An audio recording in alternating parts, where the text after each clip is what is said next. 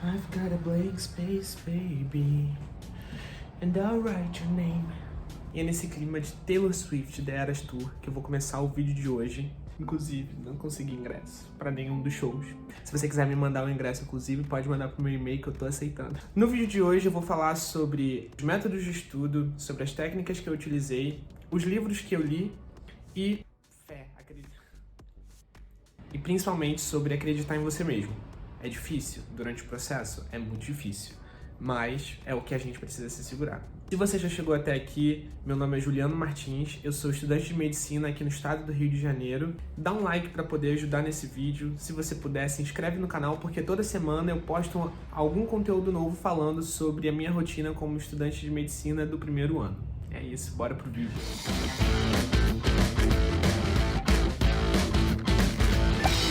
Eu quero falar um pouco sobre as técnicas que me levaram a escrever a minha redação quase perfeita. E por que quase perfeita? Eu vou te contar no decorrer desse vídeo. Para a gente começar, quando eu decidi que eu queria prestar o Enem para poder fazer medicina, eu fiquei muito receoso de será que eu consigo? Será que eu não vou conseguir? Será que eu vou ficar muito tempo tentando? Será que eu não vou ficar muito tempo tentando? E durante esse processo eu me sentia muito com medo, me sentia muito despreparado, eu tinha medo de não conseguir, de passar um pouco de vergonha, de ficar naquela tentativa, naquela maratona, sabe, que a gente sabe que é, e tinha um pouco de medo de zerar a prova, de não conseguir cumprir os requisitos. Inclusive, uma coisa fundamental que eu recomendo é leiam toda a cartilha, se possível, do manual do corretor de redação para você conhecer os métodos de correção. Lê o edital do Enem, porque é uma prova, gente, é um concurso. Você precisa saber das regras, você precisa saber como ele funciona, e o melhor jeito de você dominar uma prova e ir bem nela é você conhecendo os métodos de cobrança dessa prova. Então, entendam como funciona esse método de correção do Enem, da redação, da correção do Enem, e não deixem de ler o edital da prova também. Isso é um ponto muito importante que eu acabei de lembrar. E aí, depois desse tempo que eu comecei logo no início, assim, quando eu decidi realmente voltar a estudar para poder fazer o Enem, eu fiquei pensando, tá, e o que eu posso fazer então para poder melhorar o meu conhecimento, melhorar o meu repertório, melhorar, sabe, eu quero chegar lá, o que eu posso fazer para poder fazer com que isso aconteça? E aí eu comecei a me preparar. Como é que eu comecei a me preparar? Eu comecei a entrar em grupo do Facebook, grupo do Telegram, pesquisava na aba do Twitter, grupos de estudantes de medicina, vídeos no YouTube, procurava no Google, fiz tudo que foi possível. Assinei algumas plataformas de métodos de estudo, mas inclusive eu posso fazer um vídeo falando sobre as plataformas que eu assinei, porque eu estudei de casa para poder ser aprovado. E eu posso fazer um vídeo falando sobre as plataformas que eu utilizei para fazer uma boa prova. Se você quiser assistir esse conteúdo, deixa um comentário aqui embaixo falando sobre isso. E aí eu comecei a pensar, eu preciso ler textos. Preciso me aprofundar, preciso treinar. E aí eu assinei uma plataforma, não vou falar o nome agora, vou falar no outro vídeo se vocês quiserem, que tinha um direito a 4 redações por mês. E aí eu mandava uma redação por semana, mas a correção era um pouco superficial. Eu acho que não me aprofundava muito e eu sentia falta, sabe? Eu sabia que a minha escrita não estava boa e eu sabia que eu precisava melhorar aquilo. E eu não sabia o modo que eu tinha para poder fazer aquilo, mas eu continuava fazendo. É aquela coisa de... Não sabe pra onde vai dar, mas continua fazendo. Uma hora vai ter resultado. Graças a Deus teve, né? Graças a Deus. E aí, gente, eu lembrei que durante a minha adolescência, quando eu fazia pré-vestibular, eu tinha ótimos professores de redação num curso que eu fiz. E aí eu fui e mandei uma mensagem direto para eles pelo Facebook, peguei e mandei uma mensagem direto para eles perguntando: meus anjos, vocês ainda são do curso, vocês ainda fazem aulas de redação, vocês ainda dão aulas de redação, vocês ainda fazem correção de redação? E eles me responderam que sim, mas que agora eles estavam com um curso próprio deles, eles estavam começando ali um projeto novo deles. É muito legal, gente, é um curso assim sensacional que se eu pudesse eu recomendaria para todo mundo, porque eles são realmente competentes e honestos, que eu acho que é uma coisa que pode faltar às vezes em determinados ambientes, honestidade, que é fundamental, honestidade com o aluno, honestidade com os professores, com a equipe que trabalha, uma coisa que faz você se sentir pertencente no ambiente e faz você se sentir crescendo, assim, aprendendo, sabe? Porque você sabe onde você tá botando o seu pé degrau por degrau. Às vezes você vai subir 3, você vai cair 5, mas eles estão ali realmente te mostrando a realidade. Porque muitos cursinhos que ficam, você está tirando 920, 960. E chega na hora da prova, você tira um 740 e você fica, gente, mas o que aconteceu? Eu não entendo por que aconteceu isso. Na verdade, a correção não era pareada ali com realmente o que acontece na correção do Enem de verdade, sabe? Era uma correção um pouco... Talvez, né? Não quero falar mal de ninguém, mas é a realidade, gente. É o que acontece. Não tem pra onde a gente correr. Porque assim, quando a gente tá recebendo uma nota boa, a gente não quer parar de receber aquela nota boa. A gente continua se estimulando por aquela coisa que talvez não seja real. E aí, quando chega na hora da prova, ali na hora do preciso colocar em prática, acaba que é mais frustrante do que você ter, durante um processo ali, alguém te falando, olha, isso aqui precisa ser melhorado, isso aqui precisa ser melhorado. Isso é um ponto importante que eu acho que a gente tem que levar em consideração sempre para qualquer coisa que a gente for fazer na nossa vida, inclusive. Eu entrei em contato com eles me falaram sobre os pacotes de redação, sobre o que eles tinham para poder oferecer para os alunos naquele momento. Inclusive, o curso já cresceu bastante, agora ele já tem sede própria. E, gente, comecei a fazer o curso de redação com eles, mas a gente fazia os encontros virtuais, porque foi em 2020, no primeiro ano da pandemia. Inclusive, durante esse tempo, eu fazia odontologia, antes de começar a fazer medicina. E, inclusive, teve uma morte nesse processo que fez com que eu quisesse realmente voltar a fazer medicina. É uma história muito bonita, assim, uma situação muito difícil, assim, que eu posso contar em outro vídeo que talvez possa ser até um pouco inspirador para algumas pessoas. Enfim, em algum momento eu vou compartilhar isso com vocês.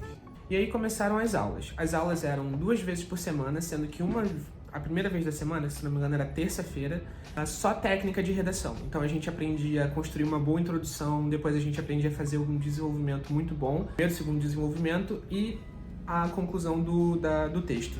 Sensacional. Você aprende mesmo. E são vários modelos de redação, então a gente pode aprender não só para o Enem, mas outros vestibulares que realmente têm os modelos de redação deles próprios. A segunda aula da semana era chamada de boteco literário e acontecia toda sexta-feira. E aí cada um levava quem quisesse beber, pegava uma cerveja, ficava em casa bebendo, escutando a aula, ou um refrigerante, um suco, enfim. E aí nessa aula do boteco literário a gente tinha aprofundamento sociocultural. Então a gente lia textos de Machado de Assis, a gente lia Ferreira Goulart, a gente lia Castro Alves, textos clássicos. E a gente aprendia isso de uma forma leve, sabe? De uma forma gostosa de aprender. Não era uma coisa macetada na nossa cabeça para que a gente precisa aprender isso. Não, a gente ia pra aula, escutava aquilo ali em tom de... A gente ria, a gente fazia pausa para fazer comentário. E nos próximos textos que a gente fizesse, nos próximos exercícios, a gente aplicava isso dentro da redação. Então, ao longo do tempo, naturalmente, a gente foi começando a evoluir nas nossas referências, a gente foi começando a evoluir ali no nosso repertório sociocultural mesmo, sabe? E que foi sensacional. Muito do que eu aprendi ali, não aplico só para redação, aplico para a vida. Tem muito conteúdo sensacional que a gente aprende ali naquele momento. E ter o repertório sociocultural é uma ferramenta muito importante, porque além de... ninguém vai conseguir retirar isso de você, a não ser que você esqueça. É uma coisa que vai fazer diferença, você vai ser um concorrente diferenciado. E claro, além disso tudo, a gente fazia uma redação por semana, então a gente tinha correção por áudio por semana.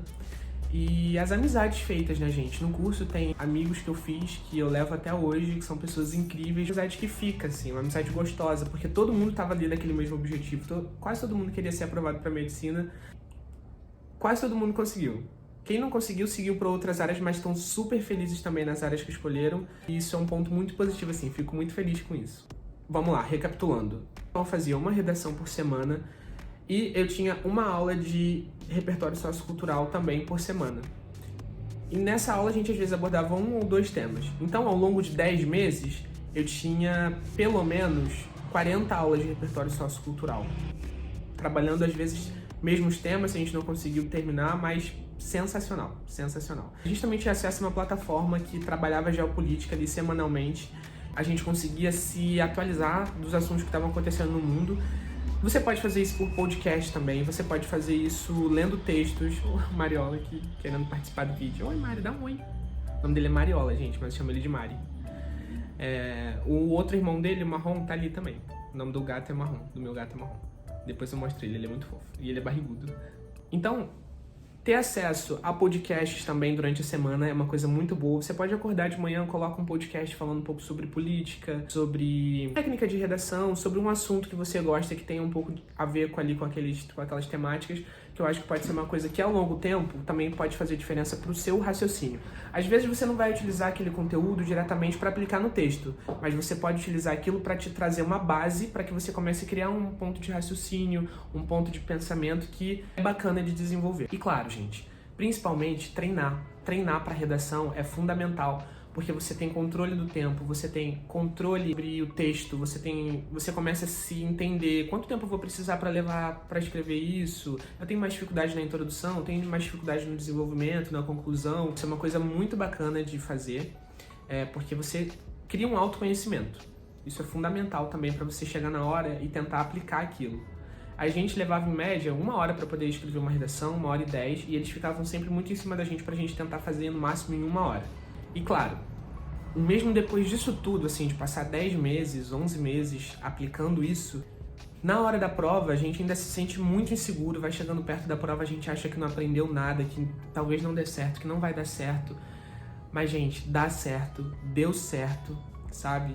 Comigo não era diferente, acho que com você também não é diferente, porque a insegurança é uma coisa que é muito comum nessa fase da vida e a gente precisa dominar ela. É uma coisa, é uma sensação difícil, assim, mas às vezes é bom você fazer esses amigos que também estão nessa mesma rotina que você, porque vocês criam uma rede de apoio, vocês começam a entender os mesmos anseios, os mesmos receios, compartilham vitórias. Eu acertei tantas questões nesse simulado que eu fiz. Isso é uma coisa que vai dando gás, porque vocês vão se ajudando. Essa rede de apoio é muito importante. E agora eu vou falar um pouco sobre os livros que eu utilizei como referência. Não necessariamente que eu apliquei no meu texto, mas que me embasaram e que foram criando um pouco essa linha de raciocínio que eu falei com vocês. O primeiro livro que eu queria compartilhar com vocês é esse aqui, o Livro da Filosofia. E ele tá até marcado aqui, com algumas páginas que eu gostei muito. E esse livro, ele vai falando um pouco sobre teorias filosóficas de cada autor, de cada pensador. Então, por exemplo, São Tomé de Aquino, ele falava que o universo nem sempre existiu. E aqui, gente, é uma série de referências. Então a gente tem até mais para a antiguidade, a gente tem mais para a idade moderna, tem Hannah Arendt, A Banalidade do Mal, muitos autores muito bons aqui. São todos pensadores. Como os textos são curtinhos, ó, a gente consegue ver aqui, é bem focado mesmo para que o aluno consiga pegar a ideia. E claro, a gente não consegue gravar todas as ideias que estão dentro desse livro aqui, mas com certeza a gente consegue ter uma noção e a gente consegue ir absorvendo um pouco, anota no caderno, vai marcando com uma folhinha assim para poder deixar aquele espaço, a ideia que você achou bacana, que você acha que você vai conseguir aplicar. Então, esse livro aqui me ajudou bastante, eu acho que eu recomendo ele bastante. Um segundo livro que me ajudou muito foi A Revolução dos Bichos, e esse livro aqui não é um livro... É um livro que serve como referência, mas é um livro que me ajudou... Que serve como referência, mas é um livro que me ajudou a ter uma linha de raciocínio. Se você não leu, leia, e eu só vou falar isso. Isso aqui é muito atual, gente. Muito, muito, muito atual. E vamos ver até quando, né? Um outro livro também que eu acho muito bacana, que eu ainda não terminei de ler, mas eu já comecei, que é Escravidão, do Laurentino Gomes. Ele é um historiador brasileiro que escreveu os livros 1808, 1822 e 1889. Esse livro aqui, ele fala sobre os processos dos escravizados até o Brasil, durante os primeiras décadas ali da escravidão, dos momentos que foram trazidos, e ele vai até a África fazer essas buscas, ele vai até a África buscar esses conteúdos, fazendo essas viagens. Tem umas imagens muito marcantes aqui no livro.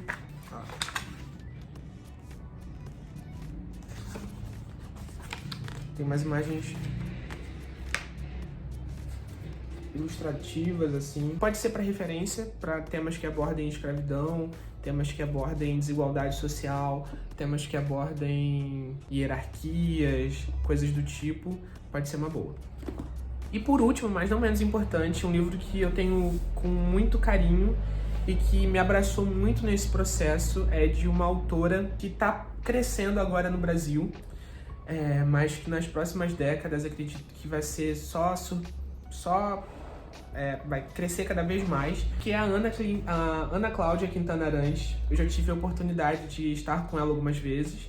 É uma escritora muito humana, ela é médica, formada pela USP, e ela já desistiu do curso durante o processo de graduação dela porque ela teve depressão, enfim. E esse livro aqui, para quem não sabe, ela é médica paliativista, né? Quando o paciente ele já está no fim da vida. E ela cuida desse assunto com uma maestria, eu acho que esse livro aqui é para realmente a pessoa ter certeza se ela quer seguir na medicina, se ela tá preparada para lidar com histórias de sofrimento, de alegria, para ter certeza de que você vai estar ali com o paciente naquele último suspiro dele. Mas esse livro aqui eu acho que é muito inspirador e também é um livro muito emocionante. Eu fiz a leitura desse livro um pouco antes da minha avó morrer, que foi a pessoa que me estimulou a voltar a estudar para fazer medicina. E é por isso que eu digo que eu acho que a minha avó é a maior universidade que eu poderia viver durante a minha vida. E tem uma parte muito bonita desse livro que fala sobre o processo final de morte, quando o paciente ele já está semelhante aos 4 elementos, que é terra, fogo, água e ar. E eu vou ler um pedacinho dele para vocês. Então, eu vou ler esse pedacinho do texto aqui. Os orientais nos falam dos 4 elementos da natureza: terra, água, fogo e ar. Como parte da natureza, também somos feitos deles. Quando morremos, ocorrerá a dissolução dos elementos que compõem nosso corpo. Se pensarmos na dissolução da Terra, é mais ou menos óbvio que se trata da questão física, concreta, na pele, ao longo do processo de doença. Ela ocorrerá mais ou menos rapidamente, a depender da agressividade da doença. O corpo começará a se desintegrar, depois virá a dissolução da água. Biologicamente falando, a pessoa tende a ficar mais desidratada e fazer menos xixi. Diminui a produção de fluidos corporais, de secreções e enzimas do tubo digestivo e dos brônquios. As mucosas ficam mais secas.